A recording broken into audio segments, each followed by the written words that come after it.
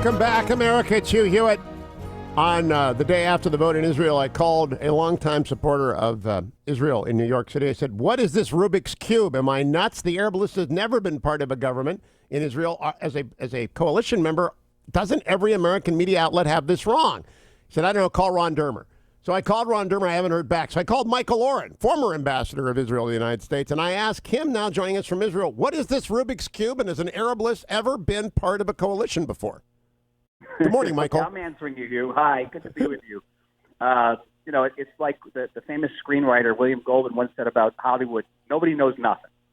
And today, nobody knows nothing. So it's clear we're going to have some type of national unity government, whether it's going to be center-left, center-right, or something center. Nobody knows. The big question is it with Netanyahu or without Netanyahu? Is it with the ultra-Orthodox parties or without the Orthodox parties?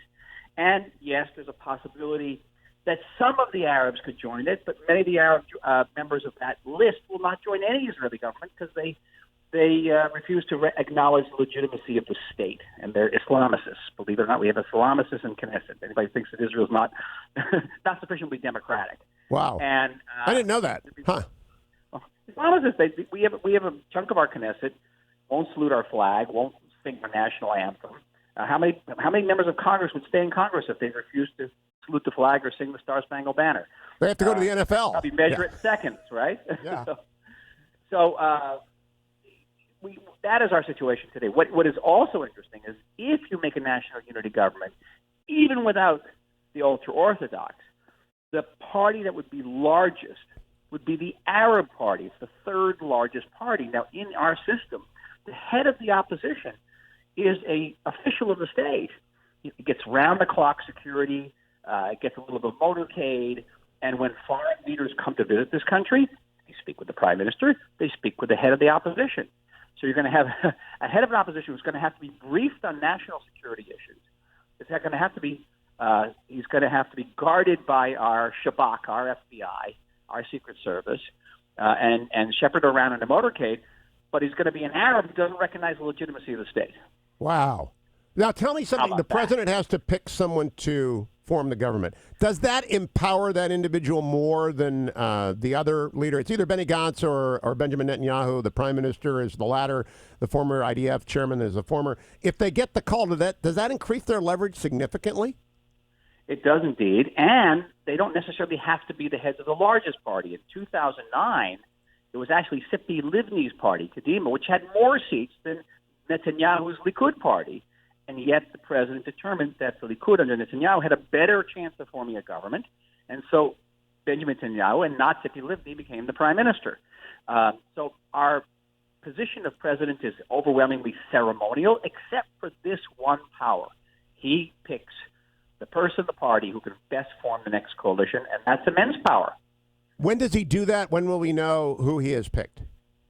Well, they've already met with the president, and he'll be picking them in the next couple of days. Okay. We're about to go into the Jewish Sabbath. It'll probably go over the weekend. But it won't drag out very long, and I am almost 100% certain, Hugh, that we will not go to a third round of elections. Who do you think he will pick, and why? I think he'll pick Benny Gantz, unless Benny Gantz and Netanyahu go to him together and say, listen, we've agreed on this national unity government, so you don't have to pick either of us.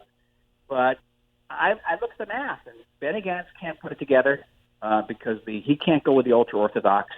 He can't really go with the Arabs. That will delegitimize him. He can't go with the ultimate right wing. It's hard. So basically all he has is Lieberman. That does not get him to that magic number of 61 out of the 120 seats of Knesset that you need in order to actually form a government. So if they do a rotation, would Netanyahu go first and then retire at the end of 2 years? So we've only had this rotation once. It was in the 80s between Shimon Peres and Yitzhak Shamir. It didn't work out so well.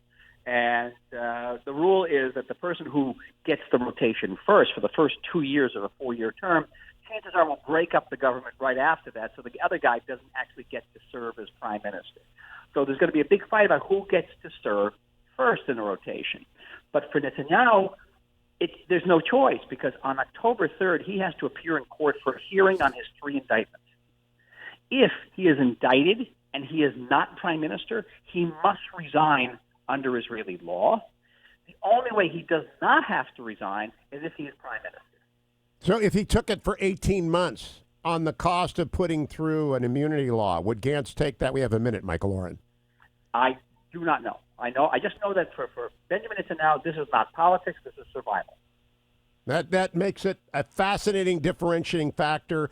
And when we come back and talk to you next week, you think the dust will have settled in a week? Indeed. And I think next week we should talk about what's happening with Saudi Arabia and Iran, because nothing's happening and people are very concerned here. It's a ticking time bomb. The new National Security Advisor, Robert C. O'Brien, though, an extraordinarily competent person in that area, good friend of Israel, good friend of stability in the Middle East. We'll talk about that next week. Michael Oren, former ambassador, thank you for joining us. Follow him on Twitter at Dr. Michael Oren, Dr. Michael Oren at Dr. Michael Oren. I'll be right back with hour number 2 of the Hugh Hewitt Show.